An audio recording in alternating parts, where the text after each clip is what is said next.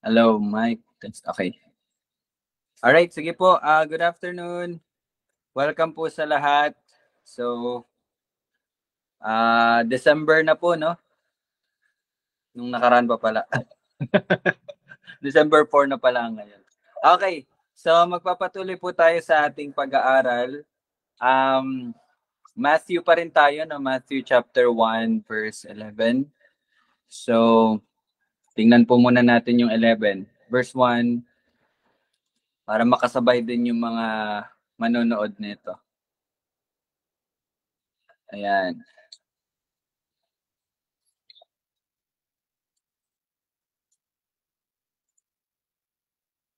Okay, para po sa kaalaman ng bawat isa, sa Matthew chapter 1 verse 11 po tayo nag-aaral. Specifically sa genealogy or yung, anong tawag dito? Sa linlahi, no? Kung saan po nagmula ang Panginoong Hesukristo. And spoil ko lang po kayo, after po ng genealogy dito sa Matthew, itatry din po natin i-trace up yung another genealogy na sinulat naman po ni Lucas. Okay, kung natatandaan nyo, nung kahapon po, no, si Lucas yun, no, ang nagsulat ng Acts. And sa sinulat niya po na gospel, meron din po siyang sinulat na genealogy ni Jesus Christ. But dito po kay Matthew, nag-focus siya doon sa linya kay Joseph or kay Jose. Pero si Luke naman, doon siya sa genealogy sa kay Mary. So makikita niyo po yung mother side and father side. Both po ay galing sa ni David, no? So yung kay Joseph from Solomon, yung kay Mary naman is kay Nathan. Nathan ba yon, Jamie? Yung kapatid ni Solomon na isa. Saan nanggaling si Mary? Nathan, no? Nathan? Alright, basta yun, si Nathan ata yun. So, next time, pag natapos natin itong genealogy, may part 2 pa tayo ng genealogy. Ang daming pangalan. Okay, so ngayon po, we are focusing sa Babylonia, no? So, pagkabihag sa Babylonia. Although dito is, ang nabanggit dito, no? Panahon na dalhin silang bihag sa Babylonia. Pero last week, napag-aralan po natin yung bago po sila mabihag at nakita po natin doon ano yung dahilan, ano yung purpose at ano yung magiging resulta noon, no? And the Lord promised to ibalik sila after 70 years. And so nabasa po natin yung sa Jeremiah starting from the chapter 20, kalimutan ko lang po, 27 ba yun? Or 26. Basta doon tayo nagsimula. And now we will go down to the 30th chapter ng Jeremiah. So today, we are going to study Jeremiah chapter 30 in connection dito sa Matthew 1:11 about po sa Babylonia. So hindi ko lang po sure kung itong babasahin natin ngayon is bago sila mabihag or during the time na sila nabihag. So hindi ko lang na-review. But ang ganda nung mababasa natin ngayon, and I think we will read chapter 30, 31, 32, and 33. So, and then after that, maybe magpapatuloy tayo sa ibang pangalan na. Pero it's very important for us to study yung chapter 30, 31, 32, and 33. So, punta tayo sa Jeremiah chapter 30. Sana nabasa nyo po. At sana mamaya may mga makakatulong po ako, no, to unfold the mystery. Hindi. Siyempre, ang Panginoon na mag-unfold, maghahayag nun. So, okay. Chapter 30, verse 1. I think we will read from verse 1 up to verse 7. So, magre-request po ako ng isa nating kapatid na pwede pong magbasa. Si Tita Che, pwede ba ikaw magbasa? Okay lang ba internet? Kaya ba? Sige, kaya. Ayan, sige, go yan. Sige po, 1 to 7 lang po. I-ano ko naman sa screen. Hindi, meron naman din ako. Sige po. Jeremiah 30 verse 1 to 7. Ang salita na dumating kay Jeremiah mula sa Panginoon na sinasabi, ganito ang sabi ng Panginoon, ng Diyos ng Israel. Isulat mo sa isang aklat ang lahat ng mga salita na aking sinabi sa iyo. Sapagkat narito, ang mga araw ay dumarating na aking ibabalik ang mga kayamanan ng aking bayang Israel at Juda, sabi ng Panginoon. At ibabalik ko rin sila sa lupain na aking ibinigay sa kanilang mga ninuno at aangkinin nila ito. Ito ang mga salita na sinabi ng Panginoon tungkol sa Israel at Juda. Ganito ang sabi ng Panginoon. Kami ay nakarinig ng sigaw ng pagkasindak, ng takot at walang kapayapaan. Kayo'y magtanong ngayon at inyong tingnan, ang lalaki ba ay makakapanganak? Kung gayoy, bakit nakikita ko ang bawat lalaki na ang mga kamay ay nasa kanyang mga balakang na parang babaeng manganganak? Bakit ang bawat muka ay namumutla? Naku, dakila ang araw na iyon, at walang gaya niyon. Iyon ay panahon ng kaguluhan para kay Jacob. Gayon may maliligtas siya mula roon. Okay, pagpalain po ang pagbabasa ng salita ng Panginoon. Thank you po, Tita Che. So, Dad, pwede mo ma-open? Nakamute ka po. Okay, let us pray. Lord, salamat sa pagkakataon na muli kaming makakapag-aral ng iyong salita. Ihayag mo po kung ano yung kalooban na ito'y aming maipapamuhay. Lord, salamat sa buhay ng bawat isa na willing na malaman ang iyong kalooban. At patuloy niyo lang pong ituro sa amin ang dapat namin malaman. Lord, salamat. Ito ang aming panalangin. Sa ngalan ni Jesus. Amen. Amen. Okay, thank you po. No? So, so ito po yung patuloy natin na pagbabasa tungkol po dun sa pagkabihag ng mga Israelita doon sa Babylonia. And pansinin po natin verse by verse. And mamaya may tatanong po ako sa inyo kung ito ba ay, kasi hindi ko muna itatanong, baka alam niyo na yung sagot. Pero titingnan po natin, no?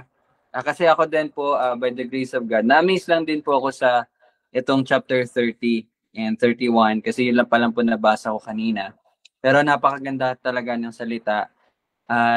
Yes, let's try to unfold para mahayagan din po ang bawat isa at matuwa at ma-excite din po na mapalakas ang bawat isa. So, ito po, verse 1. Ang salita na dumating kay Jeremiah mula sa Panginoon na sinasabi. So again, verse 1 is telling us that ito ay galing sa Panginoon. Ito ang salita ng Panginoon. Always bear that in your mind. Okay? Verse 2, ganito ang sabi ng Panginoon, ng Diyos ng Israel, isulat mo sa isang aklat ang lahat ng mga salita na aking sinabi sa iyo.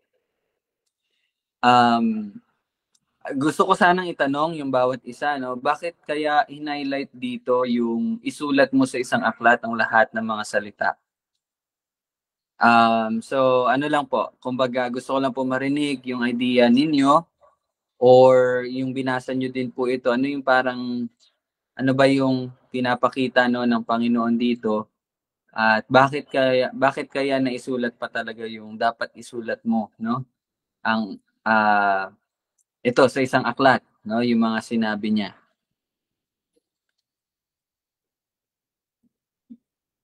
Sa mga nagbasa po ng chapter 30, meron po ba kayong ma-share na parang nakita niyo yung importance ng verse 2?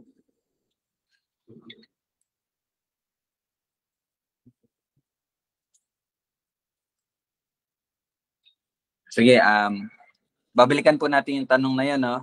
Kasi maganda na mabasa muna natin. Sige po. Basta, yun po yung unang tanong, no? Bakit po kaya kailangan pa na isulat, no? Bakit kailangan pa na sabihin na isulat mo sa aklat, no? Yung mga salita. Okay, mamaya titingnan po natin yan.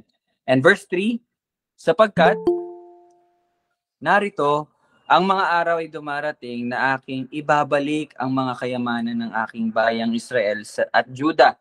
Sabi ng Panginoon, at ibabalik ko rin sila sa lupain ng aking ibinigay sa kanilang mga ninuno at aangkanin nila ito.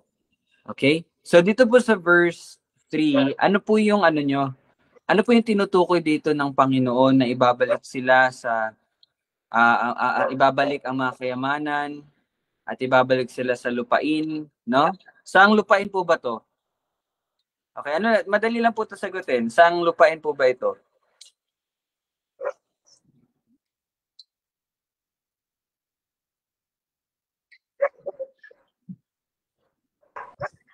Juda?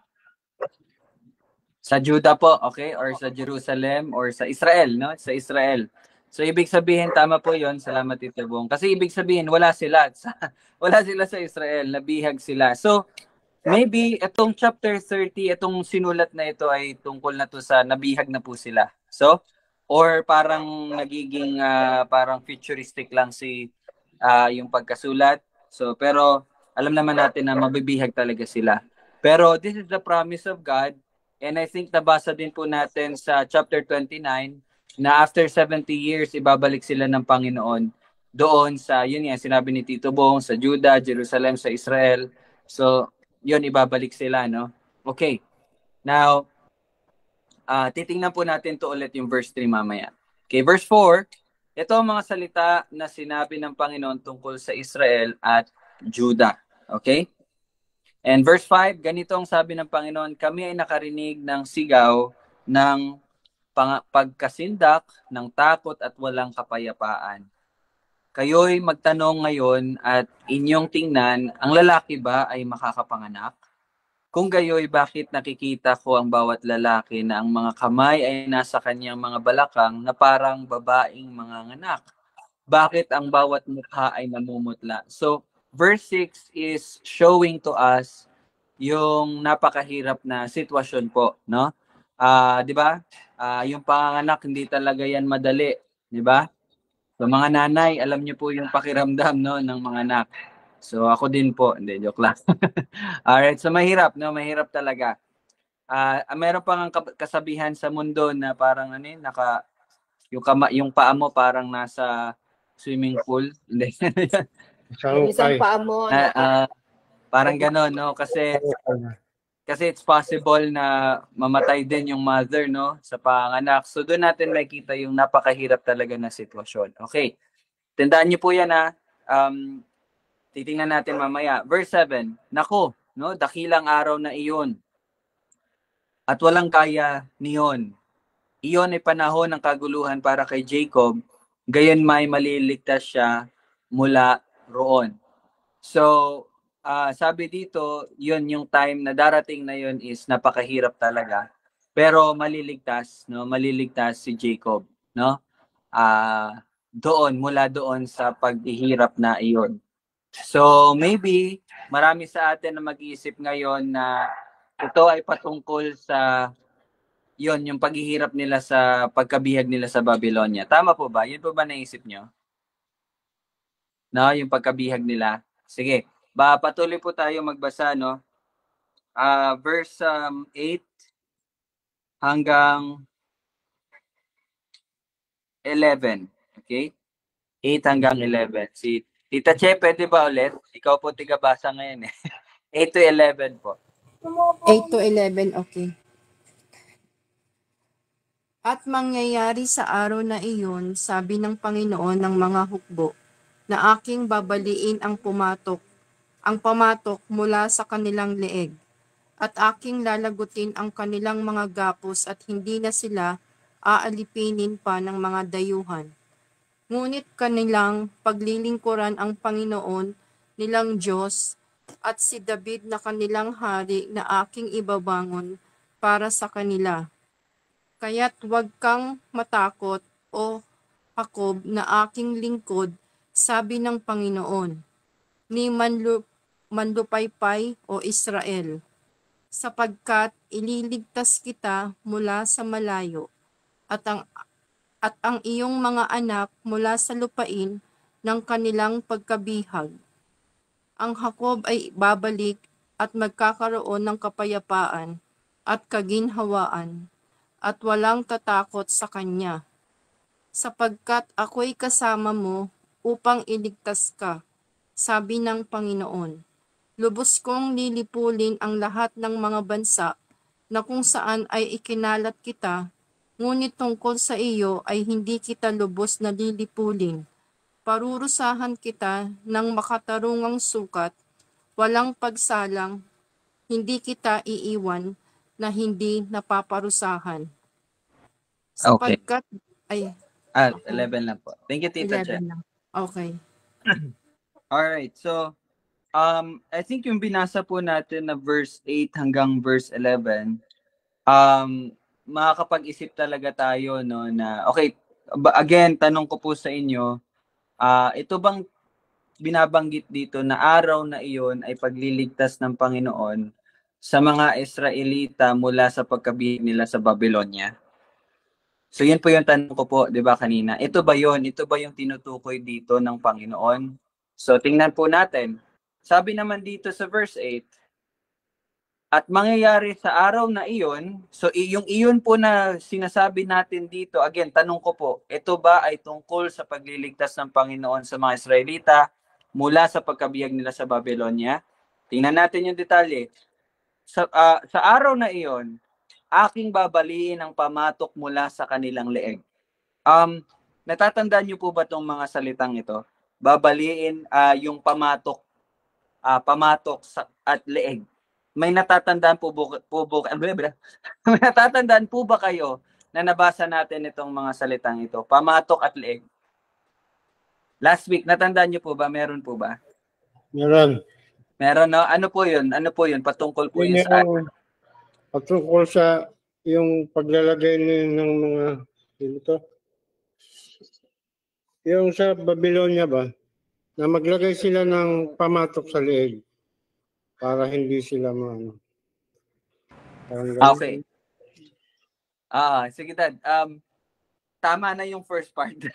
Parang yung second part lang yung medyo na ano. Pero yes, kung matatandaan niyo po, 'di ba, si Jeremiah nagsabi siya sa mga hari, 'di ba, mga iba't ibang hari, kasama po yung hari ng Juda at ng Juda at yung iba't ibang bansa din na paparusahan, na sabi doon, ilagay niyo tong pamatok sa inyong leeg, tapos yung sa kabila is yung Babylonia, 'di ba? Yun po ay patungkol sa sinabi ng Panginoon na magpasakop sila sa Babylonia. Natatandaan niyo po 'yon? So, kumbaga yung time na yun po yung bago sila mabihag sa Babylonia. Alright? Pero dito naman, sa chapter 30, sinabi ng Panginoon, sa araw na iyon, babaliin ang pamatok. Ibig sabihin, mawawala na yung di ba, yung ibig sabihin po nung maglagay sila ng pamatok is magsisilbi sila, no, sa Babylonia. Tama? So dito naman, sinabi dito, babaliin yung pamatok. Ibig sabihin, mawawala na yung pagkabihag nila mula sa Babylonia, no? 'Di ba? Yun po yung maiisip natin dito. At yung next na sentence will support, kasi sabi dito, at aking lalagutin ng kanilang mga gapos at hindi na sila aalipinin pa ng mga dayuhan. Tama? So Babylonia is a foreign country. Pero itong promise ni Lord, darating ang time na iyon na hindi na daw sila aalipinin. So verse 9, ngunit kanilang paglilingkuran ng Panginoon nilang Diyos at si David na kanilang hari na aking ibabangon para sa kanila. Verse 10, kaya't huwag kang matakot, O Jacob, na aking lingkod, sabi ng Panginoon, ni Manlupaypay, O Israel, sapagkat ililigtas kita mula sa malayo at ang iyong mga anak mula sa lupain ng kanilang pagkabihag. Ang Jacob ay babalik at magkakaroon ng kapayapaan at kaginhawaan at walang tatakot sa kanya.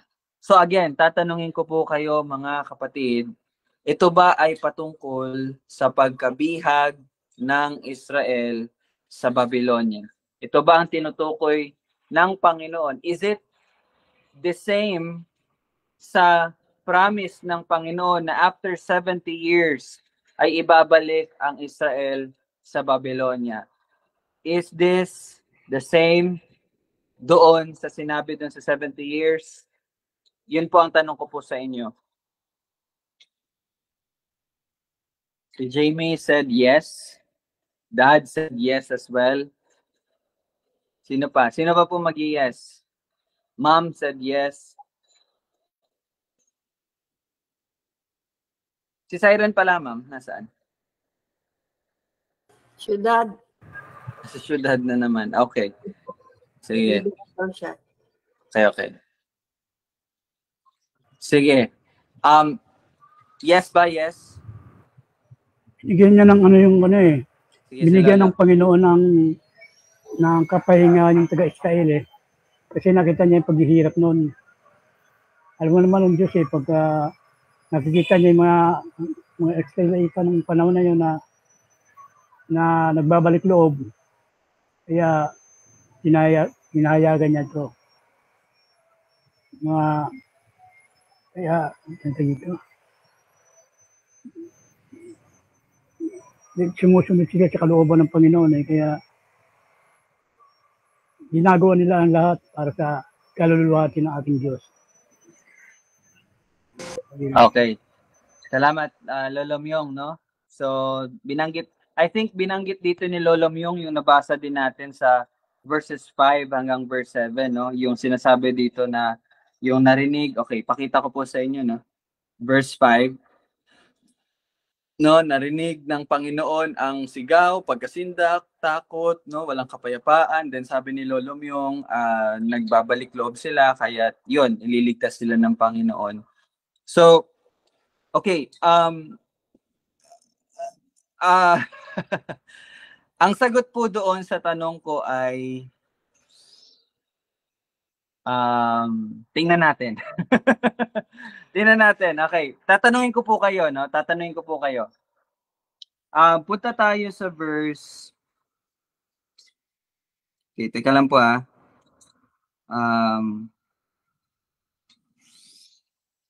Nasaan na ba yun? Okay, verse 8. Tingnan natin yung verse 8. Sabi dito sa verse 8, aking babaliin ang pamatok mula sa kanilang leeg at aking lalagutin ang kanilang mga gapos at hindi na sila aalipinan pa ng mga dayuhan. And connected dyan ay yung verse 10. Okay, tingnan natin yung verse 10. Take note, wala na daw maggagapos sa kanila, no? Verse 10, yung last sentence, ang Jacob ay babalik at magkakaroon ng kapayapaan at kaginawan at walang tatakot sa kanya. So, pag sinabi ng Panginoon, magkakaroon ng kapayapaan, magkakaroon ng kaginawaan, walang takot sa kanya, it means wala po talaga, no? Peaceful, peace talaga. But, tanong ko po sa inyo, sa Israel ngayon, meron po bang kapayapaan? Meron po bang kaginhawaan? At wala bang takot na nakikita? Ngayon, kasi ito promise ni Lord to eh, di ba? At tanong ko po sa inyo kanina, kung ito po ay tungkol doon sa pagbabalik ng Panginoon doon sa Israel mula sa Babylonia. So kung yun po ay tungkol doon, ibig sabihin from that day until now, dapat may kapayapaan.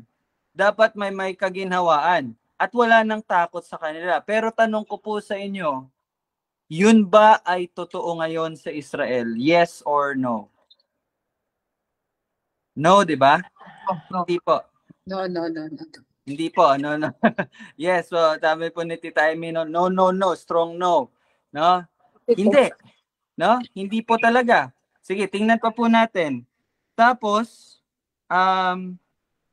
wait lang po Verse 9. Verse 9, okay? Ngunit, kanilang paglilingkuran ang Panginoon nilang Diyos at si David na kanilang hari na aking ibabangon para sa kanila. Now, let me ask you, ang Israel ba ay sumasamba sa totoong Diyos? Sino po dito yung nakakaalam? Ang Israel ba or ang mga Hudyo ba, sumasamba ba sila ngayon sa Panginoong Diyos?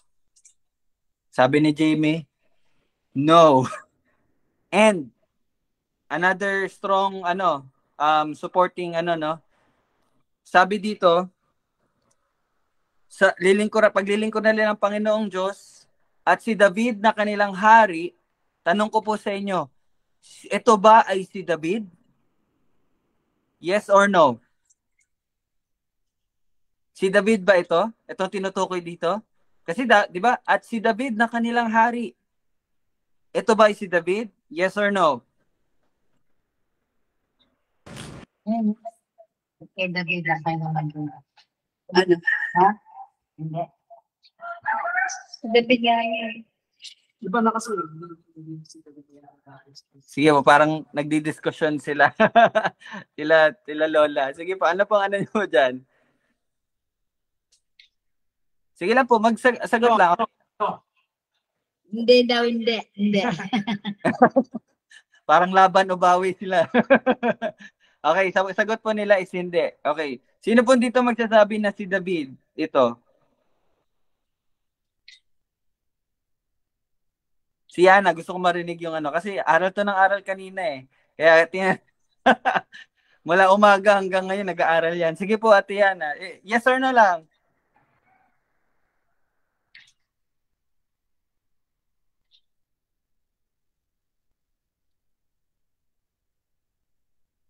Sige, bigyan ko po kayo ng idea para masagot po. Tandaan niyo po, nung sinabi po itong salitan ito, actually tapos na po tayo sa nasa ano na tayo ng genealogy, di ba? Pinag-aaralan natin yung genealogy. And kailan po to? Kailan po to nangyari, di ba, sa panahon ng mga anak ni Josias, na sila Jehoahaz, Jehoiakim, then anak niya na si Jehoiachin, and then si Zedekiah, di ba? And sino po yung huling hari? Si Jehoiachin. Sino po ang unang hari? Sinong unang hari ng Israel? David. Si David. Tama? So, kung si David po ito, matagal na pong patay si David. Di ba? Naintindihan niyo po? Ang pinag-uusapan nating time, nandun na po sa pinakahuling hari. Ito, at sinabi dito, future to eh. Ngunit yung darating daw yung panahon na yon, nasasambay nila si David na kanilang hari. Pero kung si David po ito, take note, sinabi po ito, matagal nang panahon na patay na si David. Naintindihan niyo po? So, ibig sabihin, hindi po ito si David na tinutukoy. Okay? Nagigets niyo po ba? Nakakasunod po ba tayo, mga kapatid? Okay? Hindi ito si David. Sino to? Sino tong binabanggit dito na si David na kanilang hari? Na actually yung sagot po sa tanong ko, ang magbibigay sa inyo ng clue is yung last na parirala na aking ibabangon para sa kanila. Sino ba tong ibabangon para sa kanila? Sino ba yung, natatandaan niyo po, di ba, merong promise ang Panginoon kay David? Di ba? Di ba may pangako ang Panginoon kay David? Na mula sa kanyang linya, doon ay, hindi ko lang po maano yung exact terms. Yung someone, no, na magliligtas sa Israel. Di ba? Ate Arshan, may sasabihin ka? Ano po, kasi dito po sa may ASND po na nakalagay po kasi dito na parang mula daw sa angkan ni Haring David ko. So parang ibig sabihin, parang hindi si Haring David po kasi sabi dito, mula sa angkan ni Haring David. Ayun, so ASND parang ano yan, ano? Ang salita ng Diyos, no? Yung translation na yan, ang salita ng Diyos. Itong ginagamit natin is yung ang Biblia. Well, yun, magandang tulong din yun. Pero, ayun nga, yung sa, yan, for example, yan, yung ASND, ano na po kasi yan yung parang, hindi na yan word by word na translation, pero paraphrase na po yan, no? Pero yun, kaya nga sinabi doon, mula sa angkan ni David. Well, that is correct. Ito pong binabanggit dito is hindi po si David, but magmumula kay David. At sino yung hari na yon? Sino yung hari na yon na maghahari magpakailanman? That is the Messiah. That is the Anointed One. That is Jesus Christ. So ang sinasabi po dito sa verse 9 na yung panahong iyon, yung araw na iyon, darating yung araw na iyon na kanilang paglilingkuran ng Panginoon nilang Diyos at si Jesucristo na kanyang ibabangon para sa kanila. So, tanong ko po, ulit ko po sa inyo, ito ba ay patungkol, itong binabanggit dito sa chapter 30, ito ba ay patungkol sa pagliligtas ng Panginoon sa mga Israelita mula sa pagkabiyag sa Babylonia? Yes or no?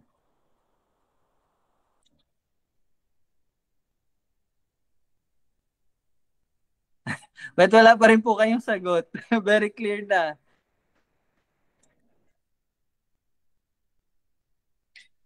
Ano ba sagot ninyo? Tungkol ba to sa pagliligtas ng Panginoon sa Israelita mula sa Babylonia or hindi?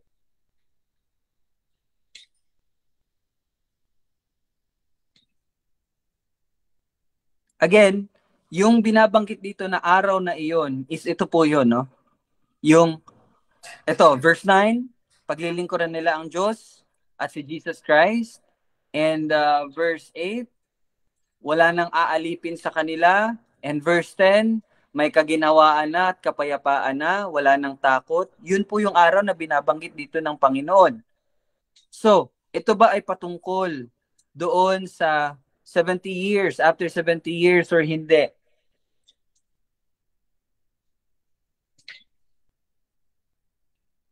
And nakalipas na po yun, yung 70 years na yun, di ba? Ang tagal na nun nangyari. Nabalik na po ang Israel mula sa Babylonia. So, naging totoo ba ito? Itong sinasabi dito sa kanila ngayon or hindi? Naging totoo ba ito? Di ba? Di ba? Hindi. Hindi pa po ito nangyayari. Itong sinasabi dito sa chapter 30 is hindi pa nangyayari.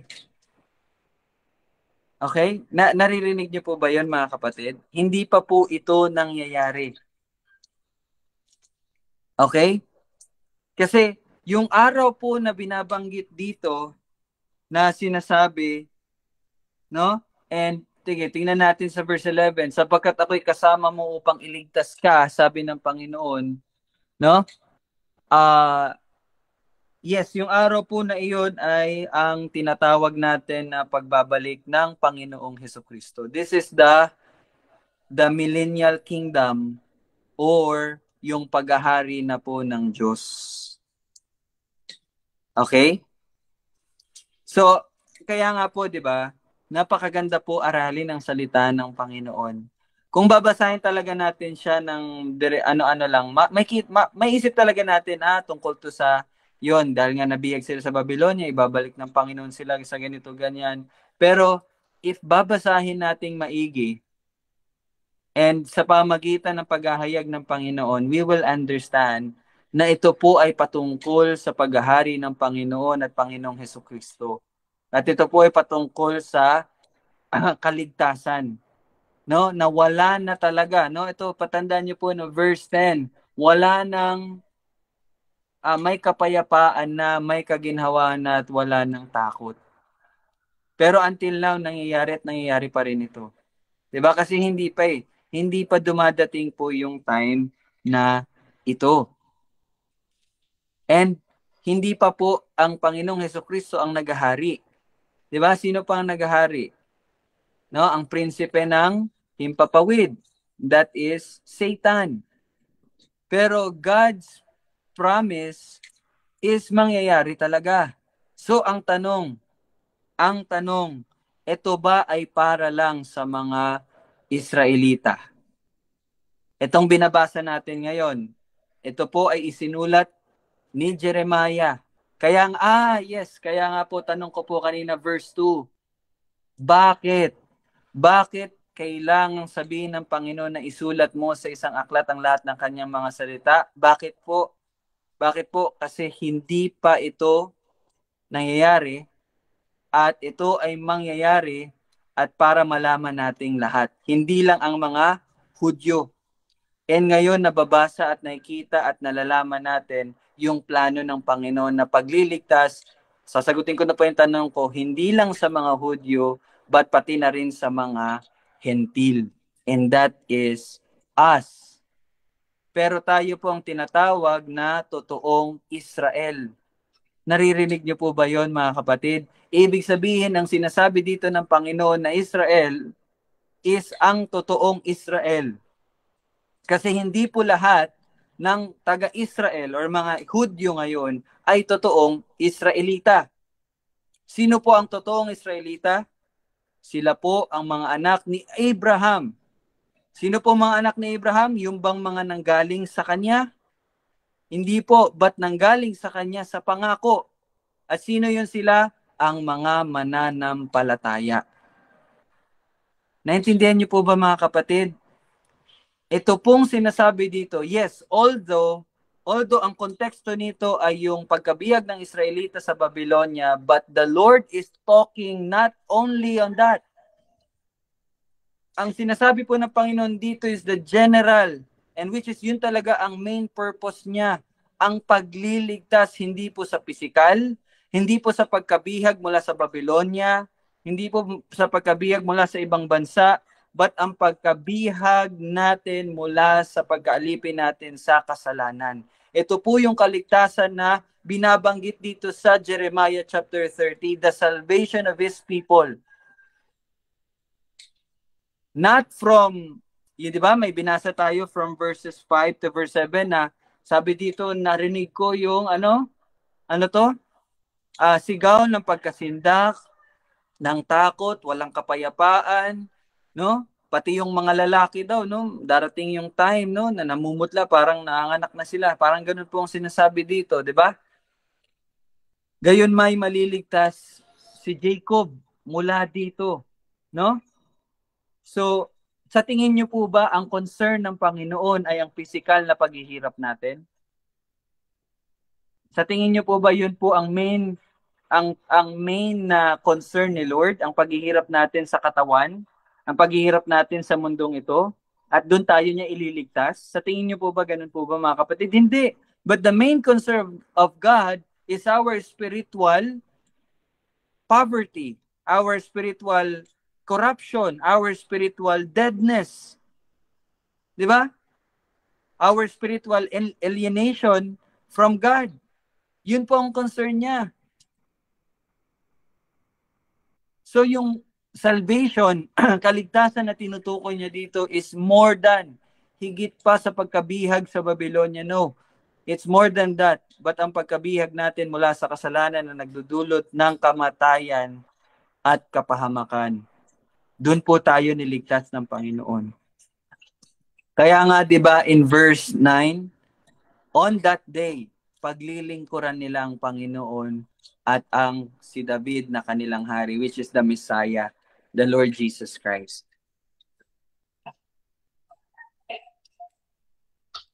Nakakasunod po ba tayo, mga kapatid? Isn't it wonderful? Isn't it amazing? Diba? Even in the Old Testament, nandun na din po tayo. Nandun na si Jesus Christ. Nandun na po na talaga na even bago pa man masulat ang Old Testament, even pa man maisagawa itong, ma-create itong mundong ito, even before that, di ba? From eternity past, tayo na po ay iniligtas ng Panginoon. Di ba? So kaya po, mga kapatid, ito lang din, no? By the grace of the Lord, salamat talaga sa Kanya. Whenever tayo ay nag-aaral ng salita ng Diyos at may nababasa tayong ganito, lagi niyo pong isipin, this is not about earthly lives. Hindi po to about sa pamumuhay dito sa mundo. But ito ay patungkol sa eternity. Lahat ng sinasabi dyan, this is eternity. Lahat ito ay tungkol sa walang hanggan. Okay? Huwag niyo pong lilimitahan ang Biblia. Huwag niyo pong lilimitahan ang salita ng Panginoon na patungkol lang ito sa, okay, nabihag kami ng Babylonia, liligtas kami ng Panginoon. Thank you. Hindi po yun doon. Okay? Sige, para mas maintindihan pa natin, papatuloy tayo no, sa verse 12. Okay, verse 12. Basahin ko muna yung verse 12. No? Sapagkat ganitong sabi ng Panginoon, ang iyong sakit ay wala ng lunas at ang iyong sugat ay malubha. Do you think itong sinasabi dito is tungkol sa paghihirap nila dahil sa pagkabiyag nila sa Babylonia? Hindi po. And actually, ito ngayon ko lang po na kung matatandaan niyo po, Thursday, I think that was Thursday, nandun din si Kuya Jello. Ang parang may nabasa po tayo doon no, na hinihikayat ay sinasabihan ng inuutusan ng Panginoon yung mga nabihag na di ba? Magtanim kayo, gumawa kayo ng bahay, mag-asawa kayo, manganak kayo diyan. Di ba? Yun ang sabi ng Panginoon. Ibig sabihin doon, i-enjoy nyo yung pagkabihag nyo diyan. Di ba? Dahil kung iniisip nyo ang kapakanan ng Babylonia, ito ay ikakabuti rin ng inyong kapakanan. So, nasan doon yung paghihirap? Nasaan doon yung pagkahirap nila? No, actually, yung pagstay nila sa Babylonia, hindi paghihirap yun. But ang utos ng Panginoon sa kanila, magpa-unlad kayo dyan, no? Mag-business kayo, magtanim kayo, ganyan-ganyan, mag-asawa kayo, magparami kayo, di ba? Naintindihan niyo po? So, hindi po ito tungkol sa, again, yung sakit or lubhang sakit or sugat na kanilang natamo dahil sa pagkabihag. No. Ano to? Ano tong walang lunas? Ano ba yung bagay na walang lunas na hindi natin malulunasan, mga kapatid? Ano yon? Kasalanan. 'Di ba? Hindi natin kayang bayaran ng kasalanan. Kaya sabi ng Panginoon, ang iyong sakit ay wala ng lunas. 'Di ba? Wala nang lunas yan. Bakit? Verse 13, basahin ko na lang po. Walang magtatanggol ng inyong panig, walang gamot para sa inyong sugat, hindi ka nagagaling, no? Sabi ng Panginoon. So, again, if ito ay tungkol sa physical na sugat, lahat po ng sugat, I think may lunas, di ba? Siguro may mga sakit na hindi na magagamot, no? Pero dito, di ba, sabi ang sugat mo, hindi na. So, hindi yun sa physical. Di ba? Kinalimutan ka na ng lahat mong mga mangingibig. Wala na silang malasakit sa iyo sapagkat sinugatan kita ng sugat ng isang kaaway na parusa ng isang malupit sapagkat malaki ang iyong paglabag at ang iyong mga kasalanan ay napakarami. So again, okay, dito babalik tayo sa literal na ibig sabihin. Di ba? Sino po yung mga mangingibig ng Israel? Sino yung mga mangingibig nila? Ito po ay patungkol sa mga allies. Ano man Tagalog sa allies, Dad? Mga kaanib, no, na mga bansa. Then, 'di ba, kasi doon nga po nagtitiwala ang Israel. Doon sila nagtitiwala doon sa mga kaanib nila at yung mga Diyos-Diyosan noon. Pero kung titingnan niyo po dito sa verse 14, no? Kinalimutan ka na ng lahat mong mangingibig dahil sinugatan daw sila ng Panginoon, di ba? Kung maiisip po natin, wow, parusa talaga 'to ng Panginoon. Masasabi niyo po bang parusa itong ginawa ng Panginoon sa Israel sa verse 14? Yung sapagkat sinugatan kita, tulad ng isang kaaway, pinarusahan kita ng parang isang malupit, no? Matatawag po sa tingin niyo po ba ito talaga ay parusa?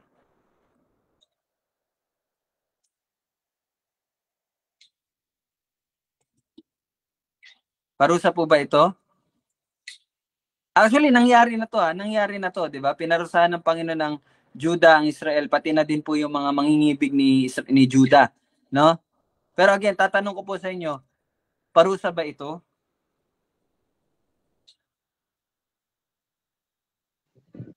Parang parusa po kasi ang sabi po dito ng Panginoon, buong lupit kitang pinarusahan. Yes.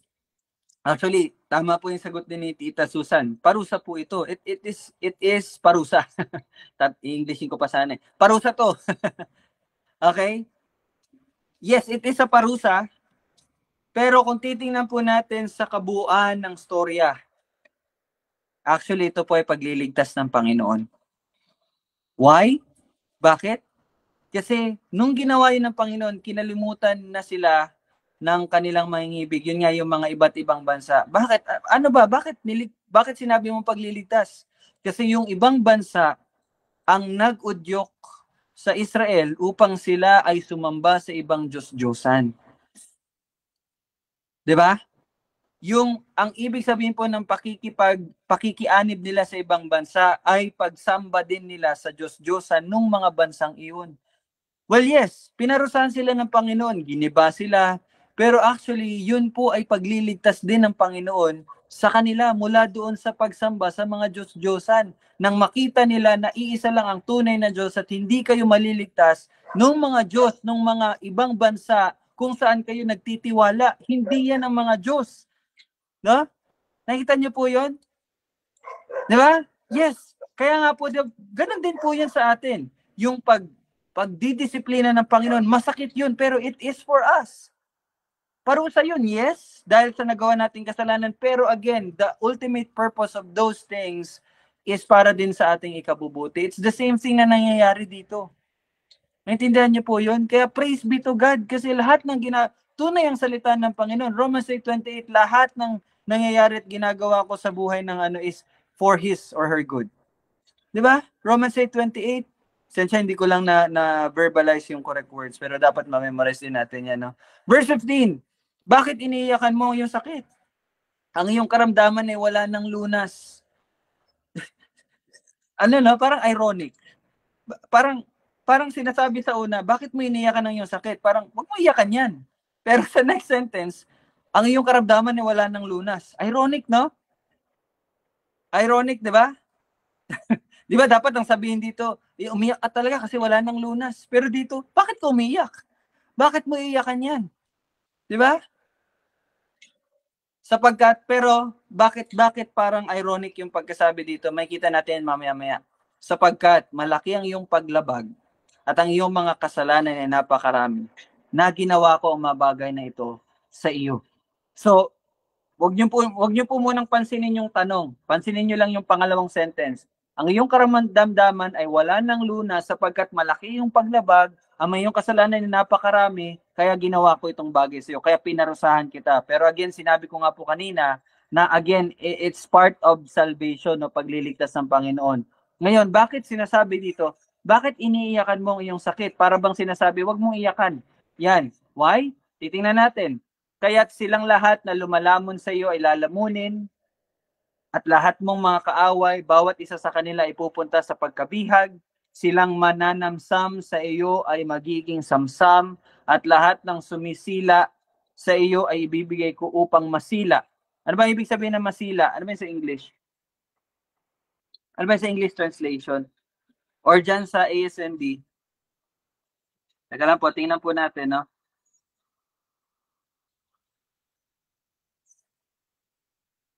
Anong verse to, 16?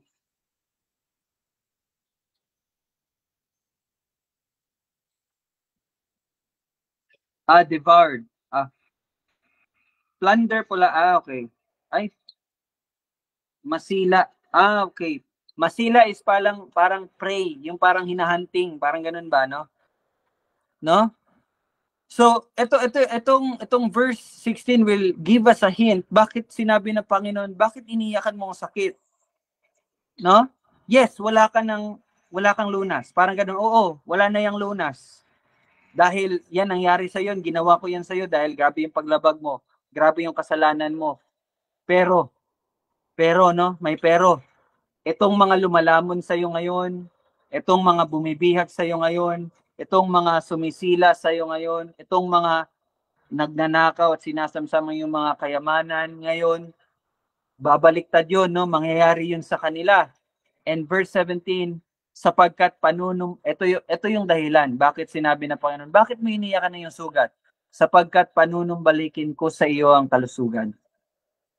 at pagagalingin ko ang iyong mga sugat. Take note, wala nang lunas ang ating sugat. Walang lunas ang ating kasalanan.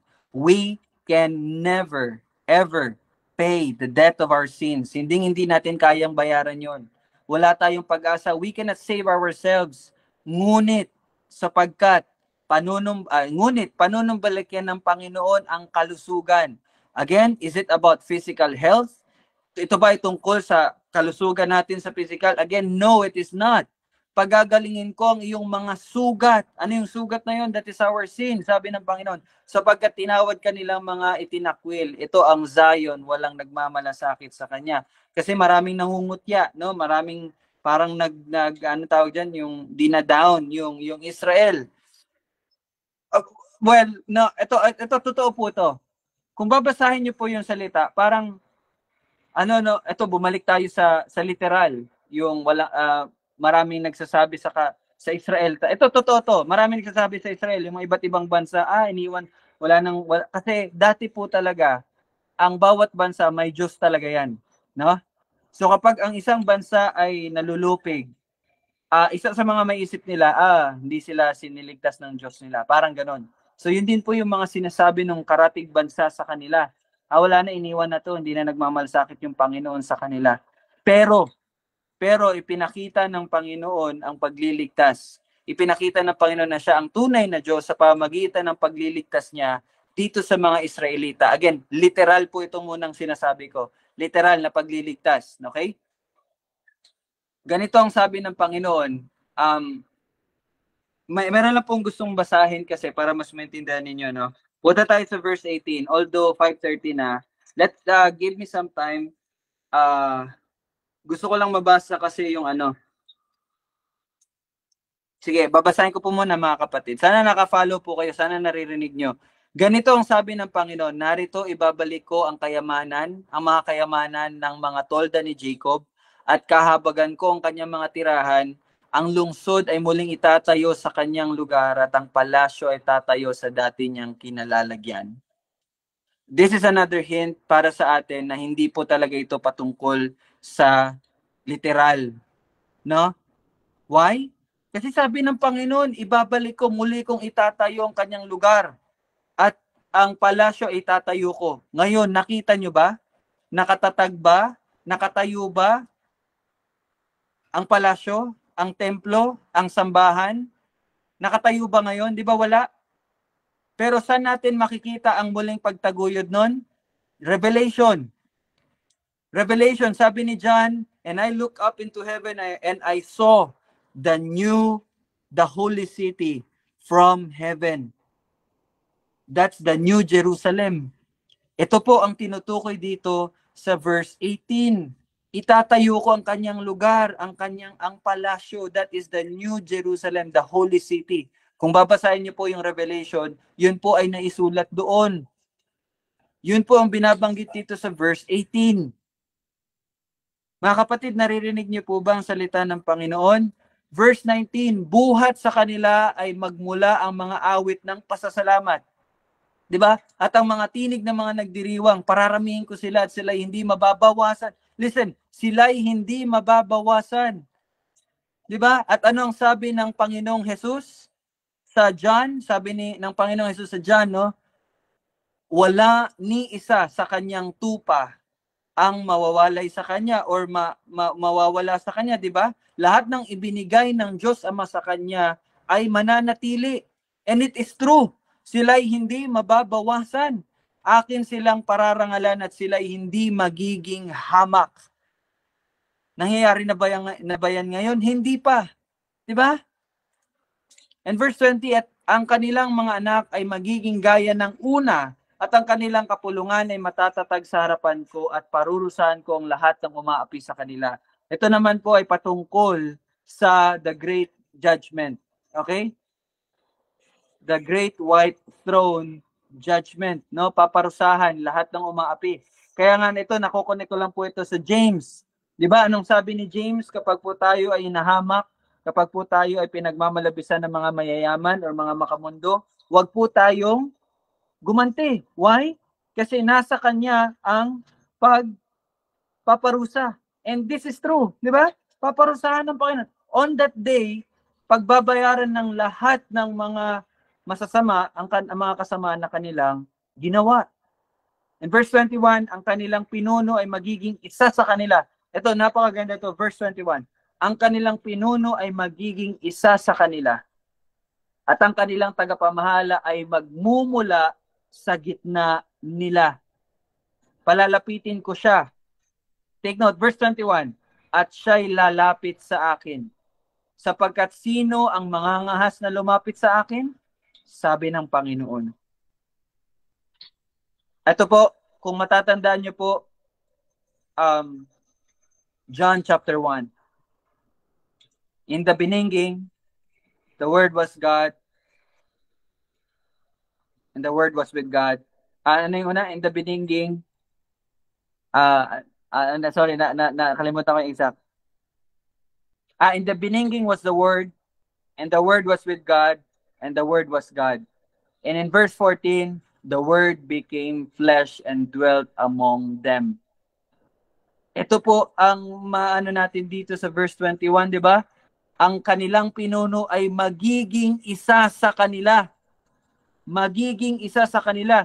God, Jesus Christ, the incarnate God. Di ba?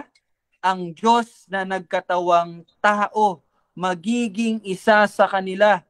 At ang kanilang tagapamala ay magmumula sa gitna nila. He dwelt among us. At palalapitin ko siya at siya'y lalapit sa akin. Sapagkat sino ang mangangas na lumapit sa akin, wala pong makakalapit sa Panginoon. Di ba? Walang sino man ang makakalapit sa banal na Diyos. Pero may isa. May tanging isa lamang na namuhay ng banal at nakapagbigay ng satisfaction sa galit ng Panginoon. Sino yon? That is Jesus Christ. Verse 21 is Jesus Christ. So, magpapatuloy po tayo, verse 22 bukas. So, please study the Word of God. Read this Word. Pray to God. Manalangin tayo sa Panginoon na ihayag niya itong salita niya sa atin. Hindi lang basa lang tayo ng basa. It's not just information, but it must transform us. Pero mangyayari lang yon kung yun ay ipapahayag ng Panginoon sa atin. So praise be to God by His grace. Ang ganda. Chapter 30 to 33, basahin po natin, pag-aralan natin.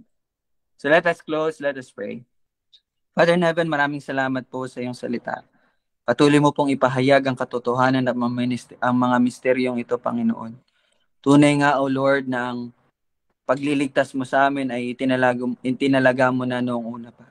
Maraming salamat na ngayon ay nauunawaan namin ito, hindi dahil sa aming katalinuhan, bagkus dahil sa iyong habag at iyong awa at kaloob ng pagkaunawa sa pamagitan ng Banal na Espiritu na siyang patuloy na nagtuturo sa amin at nagpapalakas sa amin. Lord, bigyan mo po patuloy ang bawat isa ng pagnanais, pusong nagnanais na kilalanin ka lalo at makita at maintindihan ang iyong kalooban. At gawin ito sa buhay ito dahil ito ay iyong inihanda na sa amin, na amin na lang lalakaran dahil ito ay natapos na ng Panginoon at tagapagligtas namin ng si Jesu Kristo. Tunay nga, O Diyos, na ikaw lamang ang tunay na Diyos. Purihin ka ang lahat ng kaluwalhatian sa iyo lamang, O Diyos. Ito aming panalangin sa pangalan ni Jesus. Amen. Salamat po sa lahat. Kita po tayo bukas. Bye-bye. God bless. Maraming salamat po. Ingat po. Read the word, study the word, obey the word. Bye-bye.